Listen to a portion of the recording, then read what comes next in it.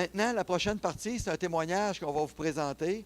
C'est Pierre Baudouin, de la ferme J.R. Baudouin de Sainte-Énédine, qui va venir vous présenter ce que lui fait, comment il fait.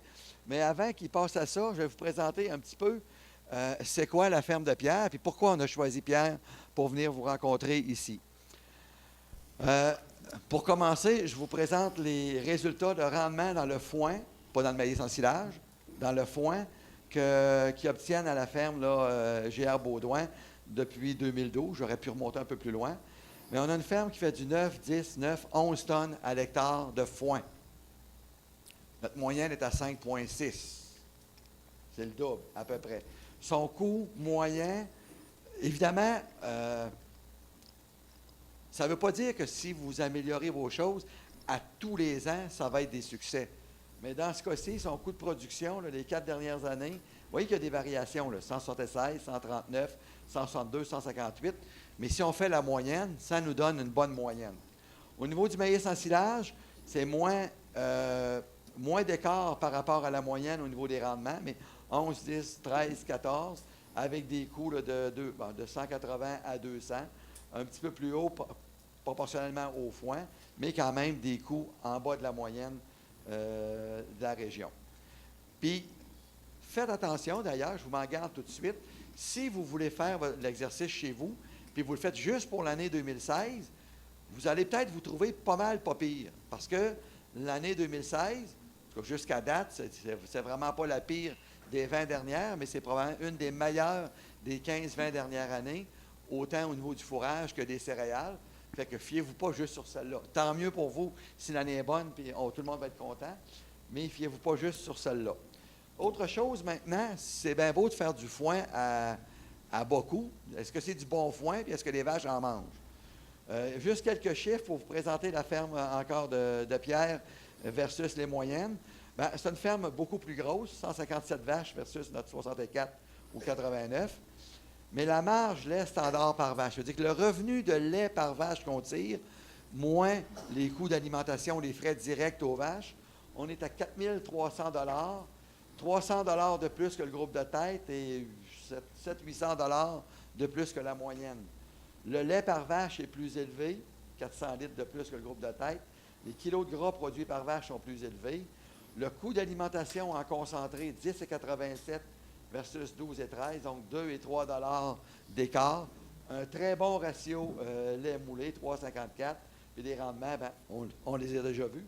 Et le nombre d'hectares, le nombre de vaches qu'on peut nourrir avec un hectare, 1,8 vaches versus 1,1, 1,3.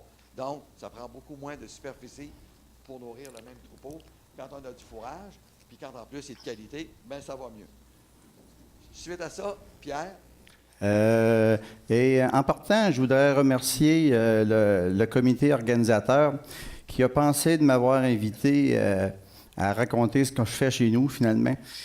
Dans un des domaines, c'est mon dada, les champs, c'est ce que je réussis le mieux chez nous. Je voudrais remercier aussi Louis Perrault, mon conseiller de club depuis plusieurs années, qui m'a aidé à monter finalement cette présentation. Je dois vous mettre mise en garde.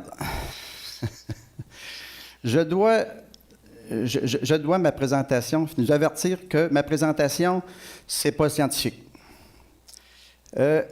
C'est seulement le fruit d'expériences personnelles et d'observations et le goût de m'améliorer et atteindre notre objectif. La mise en garde est donnée. Dont c'est ça, produire du lait à faible coût avec des fourrages produits à faible coût. C'est le titre de ma conférence. Non, on va se positionner. Ma ferme, bon, elle est située dans la vallée en banlieue de Sainte-Énédine, de la ville de Sainte-Énédine. Ben ouais, on met ça gros un peu, hein? Je suis associé avec mon frère depuis 1985. On est la 5e génération et il y a une 6e en vue. On est fiers de dire aussi qu'on est membre fondateur des clubs agro depuis 1993 et d'un club de gestion en 1981, l'année même que j'ai sorti de l'école finalement. Plusieurs me connaissent dans la région comme un gars de vendu au robot. Ça fait que... Mais on était là aussi un précurseur. Au début, on traitait de fous, mais je veux dire, maintenant, ben, j'aime ça. On est rendu plusieurs fous qui s'occupent qui a cet équipement-là. Le cheptel compte 157 vaches pour maintenant 150 kg de gras, avec plus la marge puis plus le lait d'automne qu'on produit pratiquement toutes les années à 100 %. On a 130 têtes de remplacement. On est en stabilisation libre, même avant que j'arrive. C'est mon père qui a fait ça en 1976. On était à un salon de traite à ce moment-là. On a également des porcs à l'engrais, des porcelets, et notre gestion de fumier est principalement liquide, mais on garde peut-être un 15 % en fumier solide. Les cultures sont réparties comme suit. Sur 192 hectares, 50 % est en prairie de foin. Le reste est partagé entre les grains mélangés de maïs en silage et le soya. Notre vision de l'entreprise en production laitière, c'est produire du lait de qualité à faible coût, avec des fourrages de qualité produits eux aussi à faible coût, en quantité suffisante pour un troupeau, et un troupeau qu'on veut en santé. Pour atteindre notre vision, au fil des années, depuis qu'on est dans les clubs agro, c'est qu'on a mieux reparti nos fumiers, finalement, dans nos champs, sur nos terres, et selon les plantes qui en demandaient. On a modifié quelquefois notre système de rotation. On a continué à améliorer le drainage souterrain. Encore là, assez chanceux, parce que mon père, dans les années 72-73, je crois, lui avait profité d'un système de subvention à ce moment-là, où c'était la grande roue, avec la draineuse qu'on appelait à ce moment-là. Puis il y a encore aujourd'hui au moins le tiers de nos terres qui sont encore en fonction avec ces drains-là posés, les drains là, de 1 pied, là, en terre cuite, là, posés à ce moment-là. Ça fait que c'est pas d'aujourd'hui qu'on a commencé de ce côté-là. On a le reste, on l'a fait au fil des années qu'on a acheté du terrain, et c'est le premier acte qu'on fait finalement, qu'on achète de la terre, c'est mettre le drainage sur terrain correct, et des fois même on le corrige encore après quelques années, et bien entendu aussi l'égout de surface qui est très importante aussi pour que l'eau se claire. Après ça, on a passé au travail réduit. J'ai été une dizaine d'années à faire on avait un cultivateur lourd.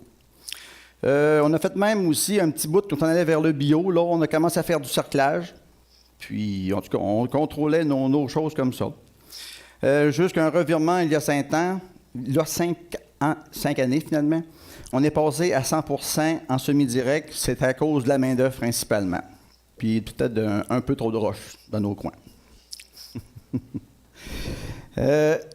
On continue on a tout le temps eu, moi j'ai même en 81 à l'école, la défunte école, la Sainte-Croix de Louvinière, que je me dis des fois c'est peut-être moi qui l'ai fait former, mais en tout cas ça on ne le sait pas. C'est qu'on avait appris que la compaction à ce moment-là fallait éviter ça à tout prix. Ça fait que moi j'ai sorti de l'école, c'est peut-être une des choses que j'ai retenues le plus finalement. C'est qu'avant même l'arrivée des clubs en agro et tout ça, puis tous les Louis Robert de ce monde et tout ça, ben on avait déjà commencé chez nous à le faire. Puis souvent, on chicanait, moi et mon frère, pour dire, regarde, il ne faudrait pas... En tout cas, c'est finalement... Aujourd'hui, on sait que c'est important. Tantôt, on en a parlé avant moi. Mais si on a des zones compactées, oui, excusez, le sous-solage est fait pour finalement corriger ce qui se passe. Puis on fait l'utilisation des engrais verts depuis une dizaine d'années aussi. Je vais en reparler tantôt. On peut parler du côté champ. Puis pour atteindre notre vision dans le côté étable, eh bien ça aussi, depuis un peu comme Aléi en Tremblay, au moins 25 ans minimum, on a mis une régie de 2 fourrages chez nous, finalement. C'est pas commun dans la région. Ça fait longtemps que j'en parle à des conseils. En tout cas, ça, c'est suite à des conseils souvent de Valecta, puis ils nous disaient le problématique à un moment donné. Si tu sommes de luzerne, tu as des problèmes. On avait des problèmes de fièvre du lait parce que j'avais beaucoup de dactyles à ce moment-là. Ça fait que j'ai dit, pourquoi ça qu'on ne ferait pas 2 régies finalement? À la grandeur que j'ai là, c'est pas grave, je veux dire. En plus, on va aller chercher le meilleur des deux. C'est ce qu'on a fait finalement il y a au moins 25 ans. J'en ai une régie qui est à base de luzerne.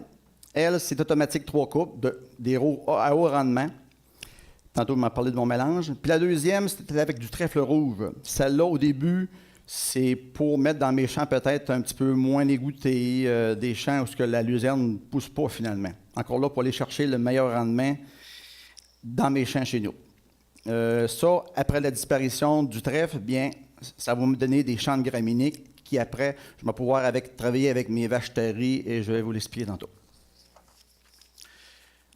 Donc, comme je vous disais, mes vaches en lactation, comme un peu tout le monde dans la salle ici, je donne mon meilleur fourrage. C'est à base luzerne. Ça fait que moi, j'ai 2 recettes à vous proposer chez nous que je fais. Inquiétez-vous pas, ce n'est pas les recettes à Ricardo, c'est les recettes à Pierrot. Fait que ma première recette, c'est 90%, un mélange de 90% luzerne avec 10% de mie. J'y vais au semis environ, pas environ, mais à 15 livres à l'acre. J'y rajoute une pincée de brome, soit 2 livres à l'acre. Ça, le brome, c'est lui qui va prendre la place là, après 2-3 ans, quand des fois la luzerne part ou même mes autres plantes que je vais ajouter. J'y rajoute aussi une touche, une petite touche de dactyle. Ça, depuis 25 ans encore, minimum, qu'on sème ça chez nous.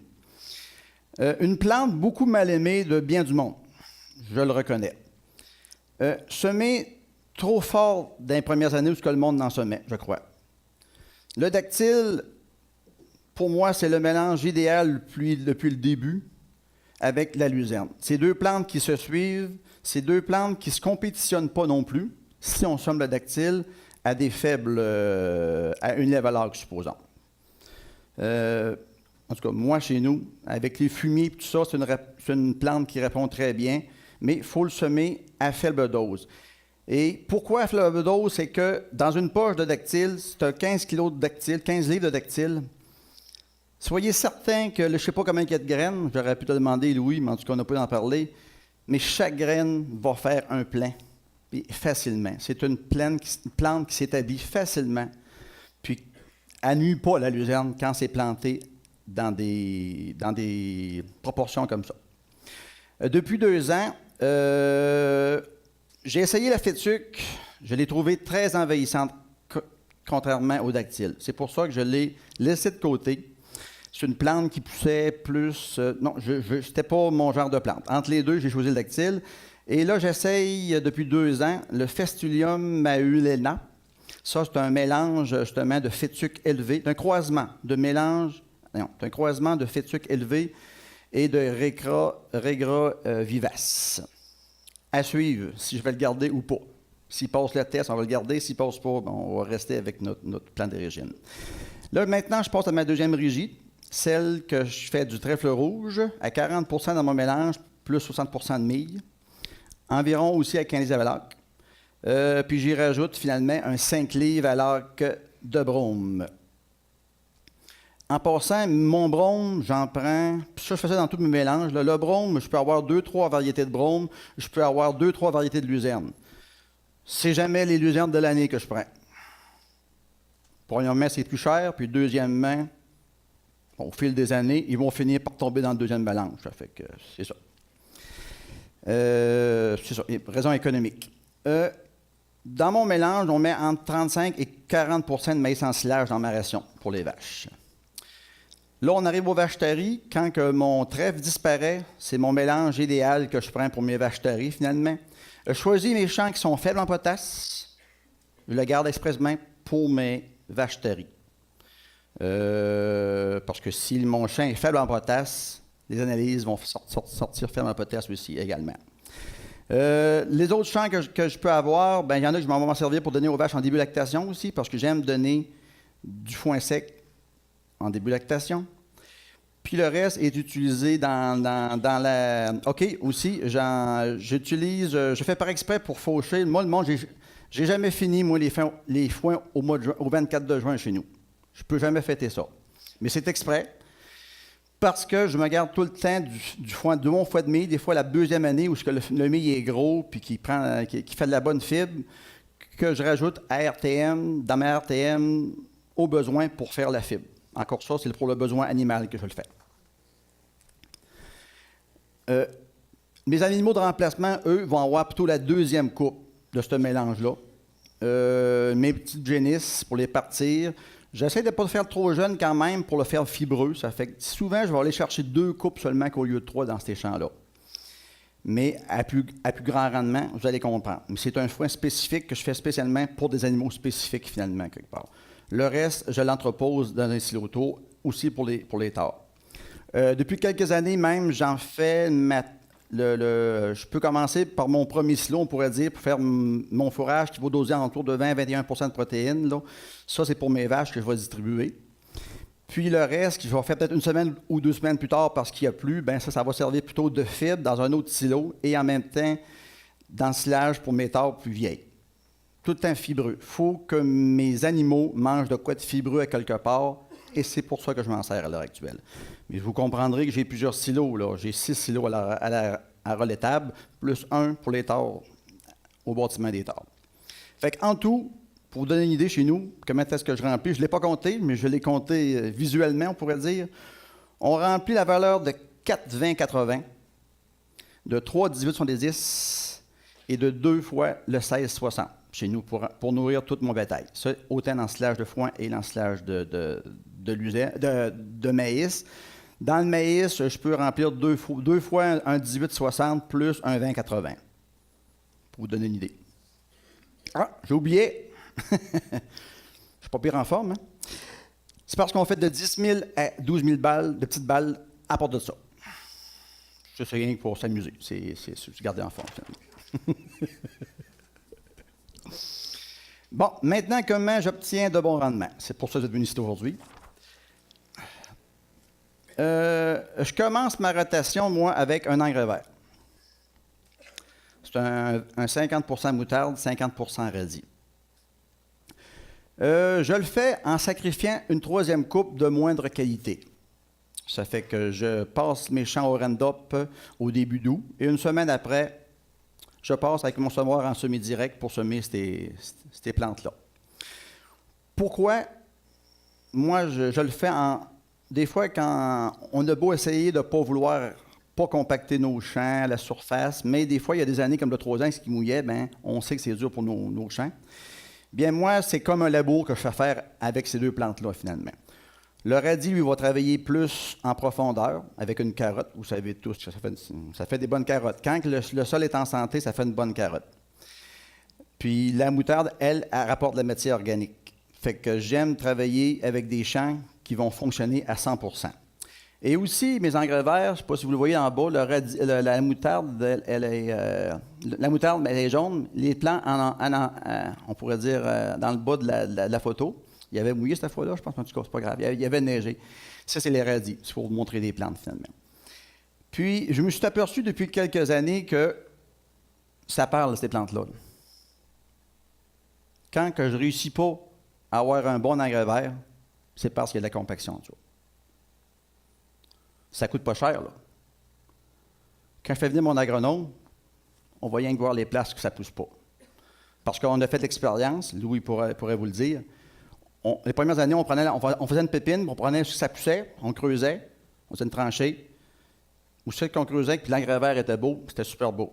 Ou c'était qu'on trouvait qu'une place basse, il y avait une zone plus à problème, soit une petite compaction, souvent naturelle dans mon cas. Là. Ça fait qu'à ce moment-là, on a passé la soleuse, puis les rendements dans un champ où c'était plus ou moins bon, ça s'est mis à augmenter.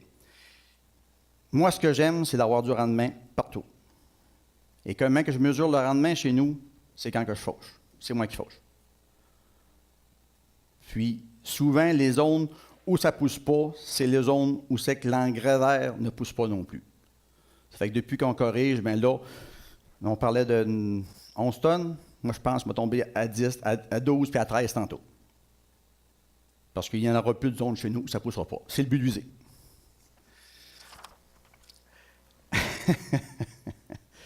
Fait que le plus important pour moi, c'est d'avoir un sol en santé. Tantôt, on va vous l'expliquer. Une bonne porosité, il faut que l'eau coule. Quand je sème mon engrais vert, l'année d'après, là, c'est mes champs les premiers qui sont prêts. Les engrais verts, en pourrissant, finalement, font tous des trous dans le sol. Puis ça, c'est remarquable de voir ça. C'est merveilleux. Ça stresse les voisins. On commence de bonne heure, mais moi, ça ne me dérange pas. C'est près chez nous. Ce que je veux, c'est de la matière organique dans mes champs. De l'aération. Je favorise la vie microbienne avec ça. Et je fais travailler mes meilleurs chums, les vers de terre. Eux autres, ils ne chargent rien. Tout ce qu'ils veulent, c'est de quoi bouffer. Puis plus qu'ils vont bouffer, plus que la terre va être aérée, plus vous allez en avoir, moins vous allez avoir de quoi faire. Ça fait que sol en santé égale rendement égale payant. Ma rotation maintenant, on commence par les engrais verts. Le maïs en silage, lui, la deuxième année, va profiter de l'azote libéré par les prairies, par mon engrais vert. Moi, j'ai des grains mélangés dans ma ration. C'est parce que je l'utilise, point de vue économique, dans mes rations de RTM, pour mes génisses. La paille, elle, chez nous, moi, je n'achète aucune RIP. Tout est fourni par ma paille chez nous. Puis la paille hachée, je vais dire, mais c'est parfait. C'est le point de vue économique. Après ça, on passe avec du soya. Pourquoi le soya? Le soya, là, moi, je trouve que, d'abord, pour avoir un vrai bon champ de soya, il faut que tu contrôles les mauvaises herbes qui sont plus vivaces. Ça fait que, finalement, quand je viens pour établir mes prairies, tout est propre, ça va numéro 1. C'est pour ça que je viens grainer. Ça, c'est plus commun non plus aujourd'hui. On voit rarement ça, mais j'ai continué, moi, à faire des grains mélangés grainés. Je vais vous en parler tantôt. Mes prairies durent de 4 à 6 ans.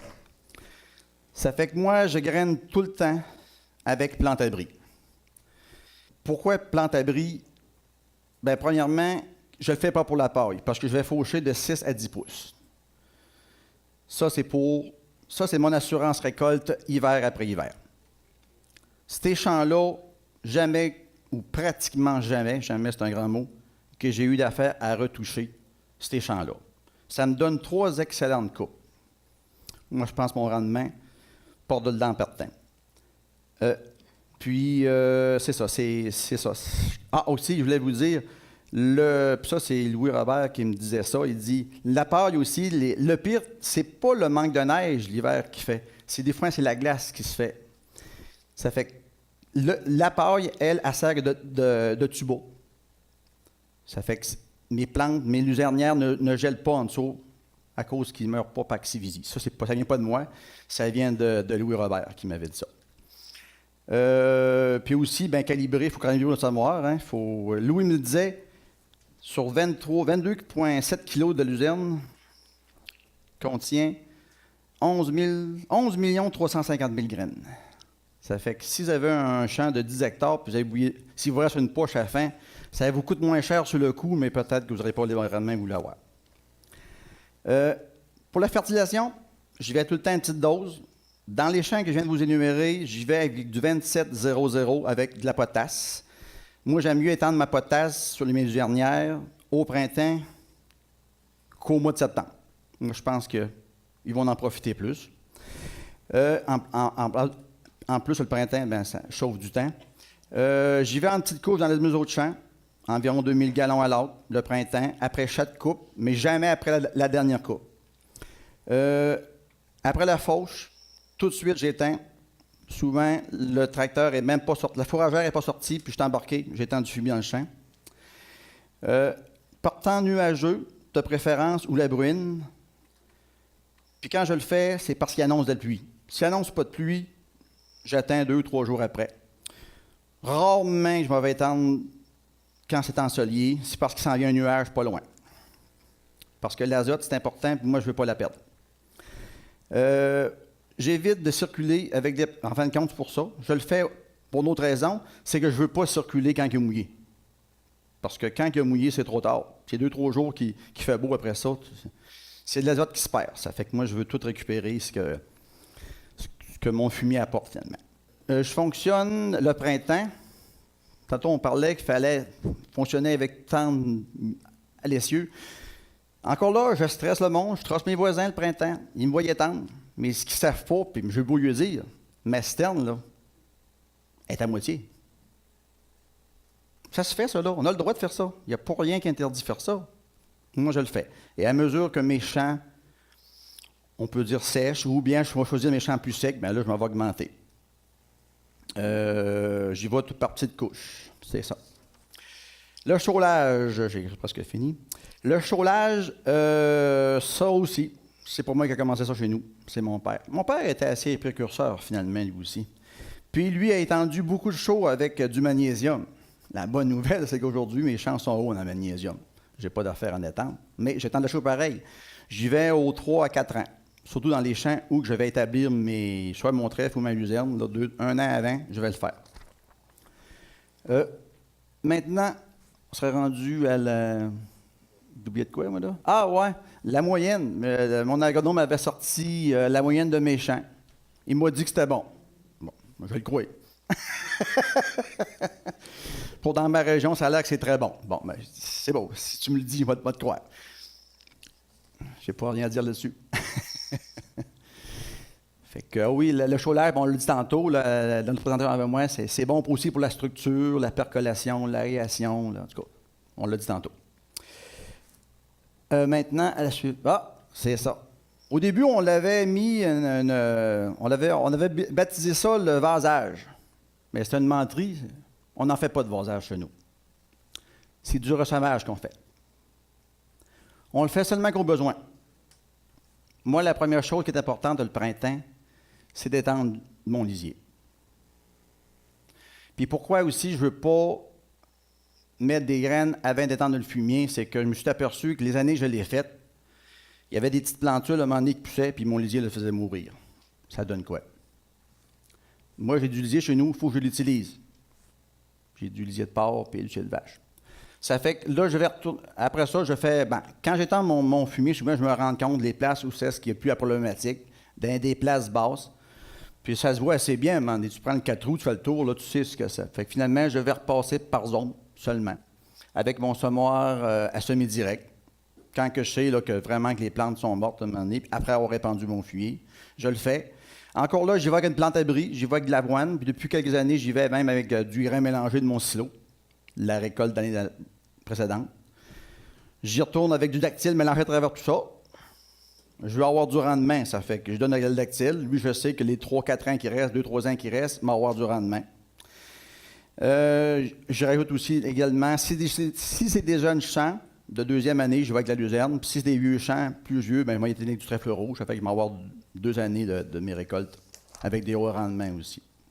Ça fait que, comme vous pouvez voir, mes rendements, du rendement fourragé de qualité en qualité, c'est une série de détails. Tantôt, je venais de parler. La santé du sol avant tout. Pourquoi que moi, j'utilise beaucoup des engrais verts? Je favorise les vers de terre, je le répète, c'est mes amis. Des mélanges fourragés adaptés à mes sols, à mes besoins. Ça veut dire que où c'est-ce que la luzerne ne pousse pas, je ne m'entête pas à semer de la luzerne. J'y vais avec mon mélange de trèfle, mon mélange B, on pourrait dire. L'important d'un bon semis de départ, une bonne implantation, d'une bonne régie. Moi, ce que je veux chercher, c'est 3 bonnes coupes. Je ne cherche pas la 4e. Une fertilisation par petites couches au bon moment. Juste avant une pluie, c'est l'idéal. Bon chaulage. J'évite la compaction. J'ai une allergie à la compaction. Ça me fait pleurer, la compaction. Quand je vois des sols compactés le printemps, pas chez nous, parce que chez nous, j'essaie de l'éviter, mais ailleurs, je me dis tout le temps, puis ceux qui me connaissent le savent, ils me disent, ça n'a pas d'allure. On est mieux de passer plus tard que de compacter le sol. Puis je favorise une bonne couverture de neige, plante abri, le dactyle qui pousse à l'automne, le festulium. Une chose que je ne vous ai pas parlé, que c'est marqué là. Oh, je l'ai marqué. Finalement, on l'a marqué. La perte lors de la récolte. Ça aussi, il ne faut pas négliger ça, là. Moi, les premières années, je suis sorti de l'école, en 81. On avait un beau champ de luzerne. À l'école, on m'avait dit que ça se faisait. Ça se fait, un champ de luzerne, en foin sec. Mais vous riez tout, hein? Il ne reste pas grand feuille. Ça fait que j'en fais plus de foin sec avec de la luzerne ou du trèfle. Ça va tout en ensilage. Moi, je fais du foin un jour. Je le fauche l'après-midi, puis je le ramasse le midi suivant. Pour moi, c'est ça du foin un jour. Mais, parce que je ne veux pas y retoucher. À toutes les fois que tu y touches, il y a des pertes. Puis en lançant en rein, mais quand je vais le faucher, par exemple, je m'ai dit de le faucher après dîner, quand il n'y a plus de rosée, puis quand il n'y a plus de pluie dedans. Là. Mais le lendemain matin, quand je le fauche là, le lendemain matin, il est sec. Puis au besoin, bien, j'ai une machine qu'on peut tout avoir chacun chez nous. Il y en a qui ils ont des doubleurs d'andins. Je l'ai essayé. Moi, je me suis grillé d'un retourneur d'andins qui peut aussi doubler les andins. C'est merveilleux comme machine. C'est un champ de tu penses, moi, du trèfle, là, ça ne coule plus d'un silo depuis que j'ai cette machine-là. Puis, en fin de compte, tu le prends le rein, tu le retournes complètement, ça fait que, puis il n'y a aucun effeuillage, en tout cas. C'est des trucs de même, j'aurais pu en donner une gang. Limite de temps, on va s'arrêter là. Mais c'est beaucoup de détails, finalement. Puis, c'est pas sur une année. Il faut commencer par avoir des champs en santé.